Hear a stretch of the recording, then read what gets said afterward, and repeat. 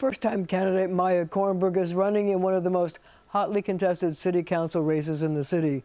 We asked her opponent, Councilmember Shahana Hanif, to appear as well, but she was not available.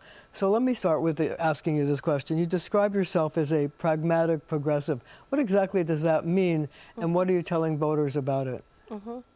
So I've been a democracy advocate my whole career, and right now I think that our democracy is more in danger than it has been since the Civil War, frankly. And so I think that as a progressive movement, we have to think about what it means to be bringing home results to constituents. I was disappointed to see the current council member, when she became co-chair of the Progressive Caucus in the council, demand from folks in the caucus either take a pledge to defund the police completely or leave the caucus, and half the caucus left as a result. Now, my approach is exactly the opposite. It is, my door is always open, even if we disagree, if that means bringing home results to constituents. We can disagree on 9 out of 10 things. If we can agree on, bringing home affordable childcare and working together on that, then let's work together on that. I think we need to cut through the divisiveness as a progressive movement. Would you have voted to defund the police? I would not have voted to defund the police. Why not? I think, I know from my work, I work on political violence as a senior fellow and manager at the Brennan Center for Justice. And what I know from my work keeping electeds safe, keeping elections safe, is that communication with local law enforcement is key. Police reform and prison reform are part of that for me, of part of the safety conversation. But calls to completely defund the police are not going to keep our community safer. So one of the big issues in the campaign is the issue of the support of Israel, the support of the state of Palestine. And I know that your opponent has been an ardent supporter of Palestine and has not supported Israel. Your thoughts on that, and why is it such a big issue in your race? Yeah. Well, I know that a lot of media attention has been, kind of paid to that specific angle. But I have said, and I will say again, I'm not running for the State Department. I'm running for the City Council. I'm running because of the local crises facing New York City.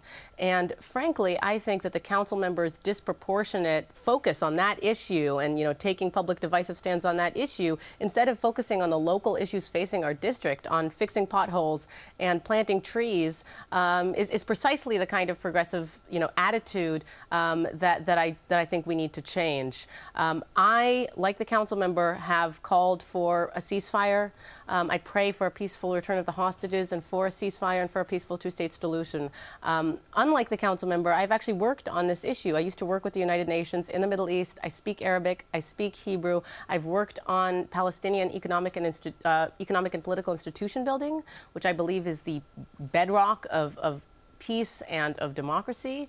And I continue to pray for peace in the region, but it is not and cannot, be the focus of a city council member. The focus should be your constituents. Yeah, but speaking of the constituents, there have been several instances of Jew hate in the council district. For example, the Miriam restaurant was the target of anti-Semitism. So do you feel that your opponent has adequately dealt with those instances of anti-Semitism within your district, which has a lot of Jewish members in the district as well?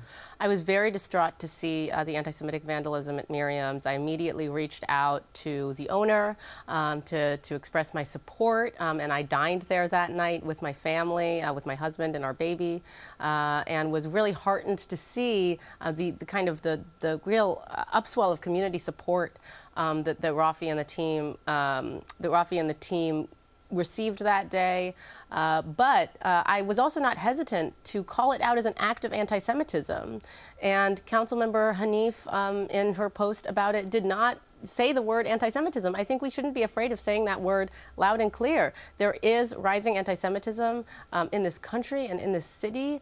And I, as a Jewish American, really think that we need to take that seriously. I've fought against hate in all its forms my whole career, and we need to continue to do that. So one of the issues in your district is the rise of crime along the Fifth Avenue corridor. I wonder what you think the solution should be to stop the rash of burglaries and other things that have been happening there in Park Slope. Yeah. Well, first of all, I'm very supportive of local bids and have been in conversation with the Fifth Avenue bid. I'm very supportive of the nascent effort to start a Gowanus bid nearby. I think bids really serve an important purpose in advocating for and organizing local business owners. And I think that another key part of this has to be, again, coordination with local law enforcement. And that's why I've been attending precinct meetings, the 78th, the 76th precinct. I think building that relationship with law enforcement and rebuilding some of the trust that's been lost. I also think that addressing the mental health crisis in this city is a really important part of safety. I have been an advocate for crisis first responders who can address, non-criminal mental health crises. And it doesn't always have to be the police responding. I think that there's a lot more different tools that we have in our toolkit that we can use like that. Well, one of the parts of your district also includes Gowanus, and I'm wondering, we only have about a minute left, but I wonder what you think can be done to incentivize landlords to check their buildings to see if there are any contamination so they can remediate it. Yeah, that's a big issue, and I've been outspoken about having lived as a tenant my whole adult life, and I think that in general we just have to be fighting against predatory landlords and leasing companies, and we have to be making sure that we're holding people's feet to the fire in that and in other issues when it comes to just having safe buildings that are up to standard with every standard of safety, including some of the environmental hazards that we're seeing in Gowanus right now. But is there anything that you can do to incentivize landlords to actually do the tests? I mean, people in Gowanus may wonder whether they're actually living in a safe building. Mm-hmm. Well, I think it's about the oversight. I think it's about the oversight just like you have other regulations that folks are not following. But if we have effective oversight of that and other regulations. Oversight by who? By the respective city council by the respective agencies that need to be overseeing that need to be overseeing some of the other environmental hazards, that need to be overseeing the building of the anti-flooding infrastructure that we need in Gowanus and the other things. And I think through effective use of hearings and and relationship building, the council has an important part to play in holding people's feet to the fire within the agencies that need to be doing that work. Well, we're going to have to leave it right there for now, but our conversations continue right after the show on our streaming channel, CBS News New York.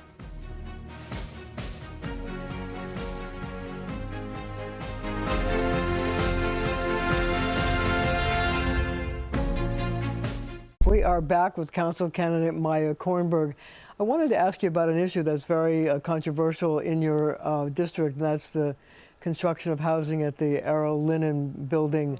I know that there's been some talk about how big it should be, how small it should be. Mm-hmm. What's your position? Should there be housing built there?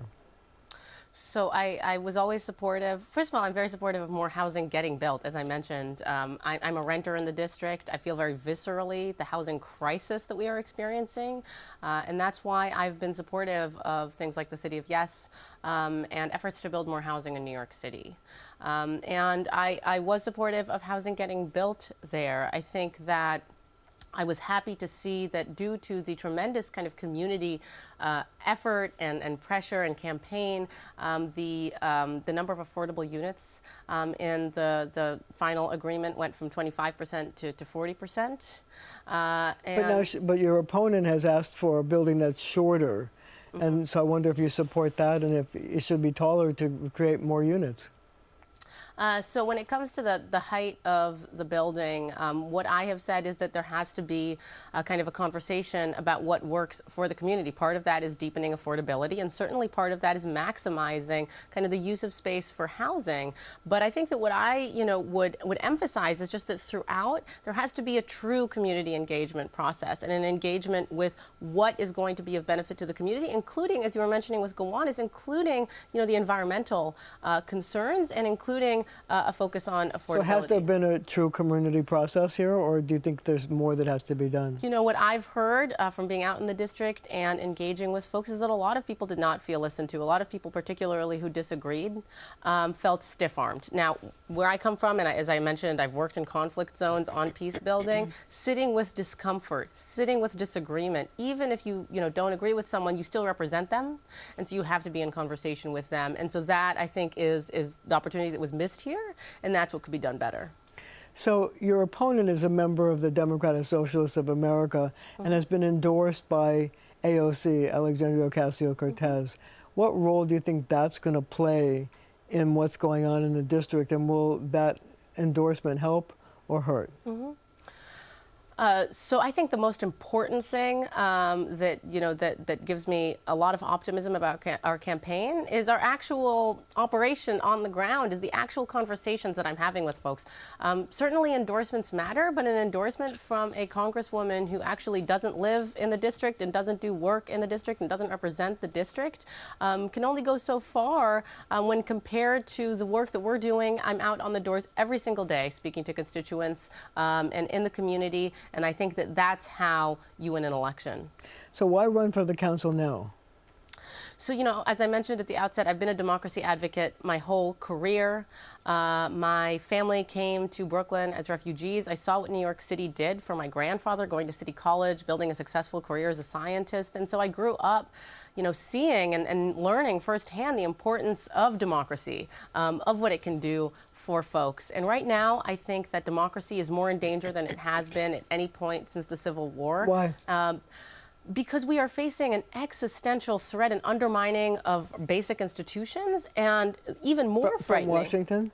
From Washington, and even more frightening, which speaks directly to my desire to run for a local office here, undermining of trust in our institutions. Trust is the lifeblood of democracy. And what's going on right now is that people are disillusioned and disengaged and don't even trust democracy as a process. And so the way that we need to repair that is by engaging locally. I know that from all the work that I've done, and I think City Council is going to be our best line of defense in standing up to Trump, in standing with immigrants and women and the LGBTQ plus community and seniors, in protecting funding for things like education and transportation and healthcare that Trump is attacking on a national level.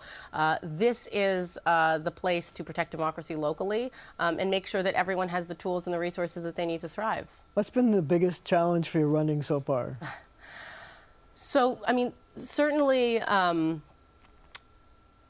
running as the mother of a 7-month-old baby. I was pregnant when I filed to run, and now I'm the mother of a 7-month-old. Trump was elected just 2 weeks after my son was born.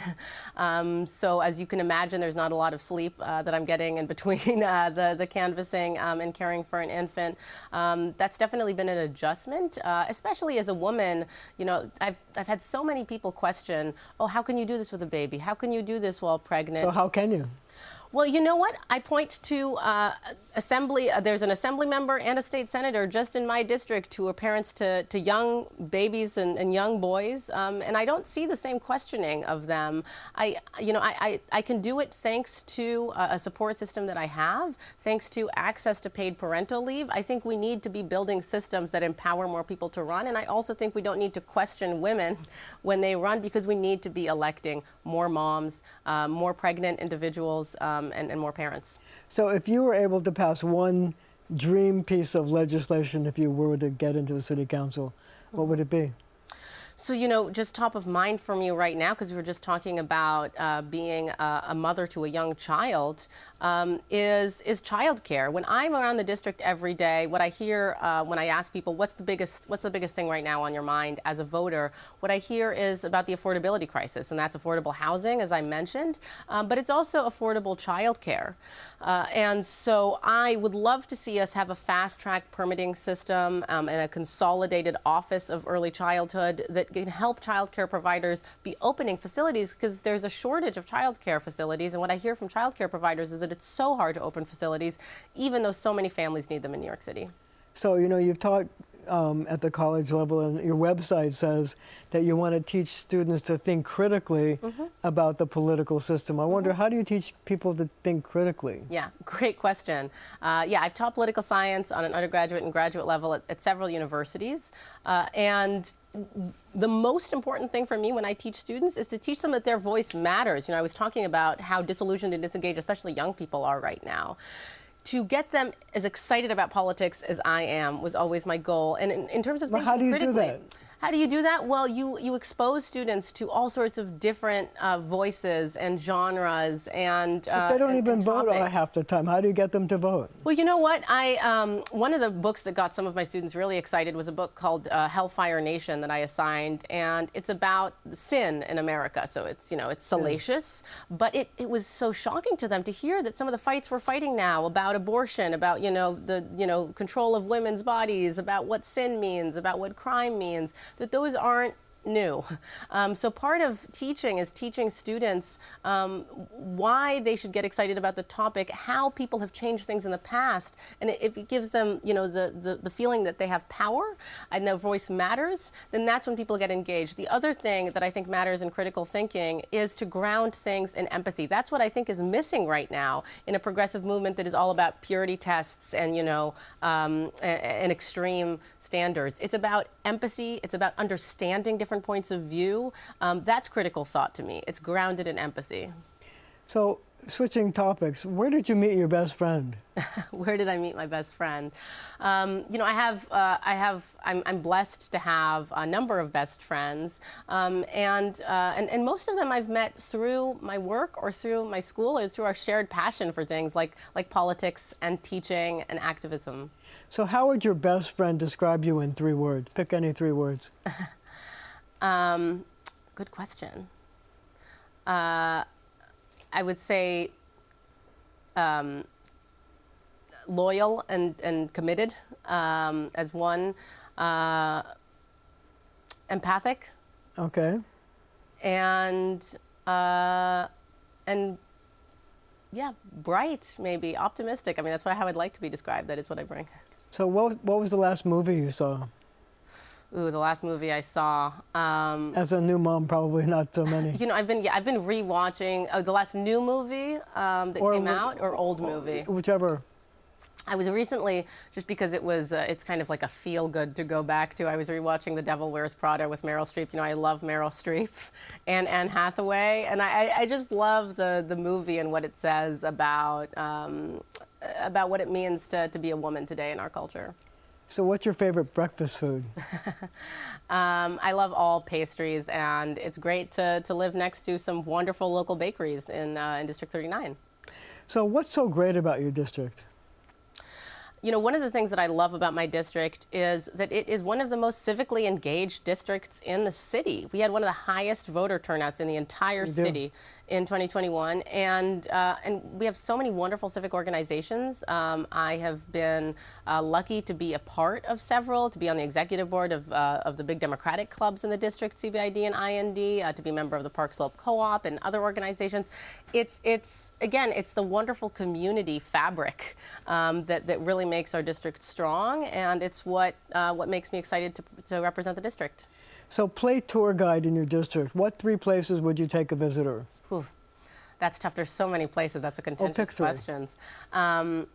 Definitely Prospect Park is a jewel of the district. There's no place, I think, like Prospect Park in the city, and I'm there almost every day, either with the baby or running or at an event. It's such a beautiful part of the district. I love the Fifth Avenue corridor and all the wonderful local businesses on Fifth Avenue, on 7th Avenue, and then out on Court and Smith Street over in that part of the district as well. I think that's a beautiful part of the district. And the district goes all the way out to the waterfront, which is another, you know, the Columbia waterfront area is also another favorite of mine. Maya Kornberg, we wish you good luck. And thank you for joining me, and thank you at home for joining us as well. Thank you so much for having me, Marcia.